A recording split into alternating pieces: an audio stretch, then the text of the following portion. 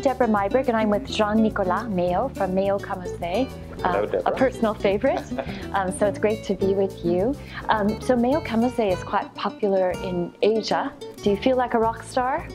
Signing bottles and... Well, it feels a little bit like that, yes, I must say. And it's not the most comfortable part of being a vintner. But of course, I'm really happy that people are enjoying our wines and appreciate it. So it's, in the end, it's very comfortable. When people describe Vosne-Romanée, sometimes they have a certain vocabulary, and Nuits-St-Georges a little bit different. Can you just help us understand how you distinguish the difference between those two villages? Well, it is thought of Vosne-Romanée being finer and Nuits-St-Georges more structured. Mm-hmm. Of course, this, when you go into the details, it becomes much more blurred, the difference between the two, because Vosne-Romanée is always very fine, but the structure can be there, and the structure is underlying, underneath, a kind of hidden structure, which you barely feel, but is really there. Perhaps the difference with Nuits-St-Georges is exactly the reverse. The structure is always there, and the refinement sometimes more or less present in the wines of Nuits-St-Georges. But of course, you have very fine Nuits-St-Georges. We do a Nuits-St-Georges Perrière, which is extremely fine, and there are many others in Boudot, in Bousselot, in many Premiers Crus, which make extremely fine Nuits-St-Georges. And tell me, in terms of winemaking, any changes, any innovations? Well, it's a very, it's actually a very complicated question, because the base and the frame is the same. But we try, of course, to refine every year, and we try to adapt to each vintage. At the same time, it's also not changing much, which works best.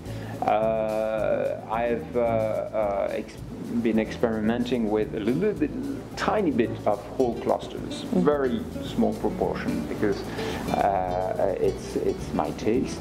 And do you ferment those separately then? Yes. Okay. Yes. Now, a question for you. You have so many choices. For me, when I select wine, I think, oh, do I want Burgundy, Bordeaux, Australian Shiraz? But for you, you have to decide between vineyards. How do you make your decision? When you just open a bottle for dinner, how do you decide? Well, because it can't be matching. They all match the food. Yes, well, it's all related to, first of all, what I have in my private cellar. Sometimes I'm out of wine and I don't have much of a choice. And of course, it's also related to my own vintner's experience. You know, oh, maybe I should try this today, because I remember we've had such and such conditions in that year, and I remember precisely that vineyard and that wine from a former tasting or from the vintage itself. And so it's more guided by the experience as a vintner and as a maker of wine than as a consumer, let's say. So do you find that stressful? It's almost like you're always working when you taste your wine. Absolutely, and it's sometimes a little bit frustrating, because we tend to analyze things, and rather than just relax and enjoy. Relax and enjoy, yes. And when we're tasting a Pinot, we're always analyzing, and it gets a few glasses or even a few bottles to relax. Well, luckily you have them. Well, thanks again, Jean-Nicolas. It's lovely to see you. Thanks.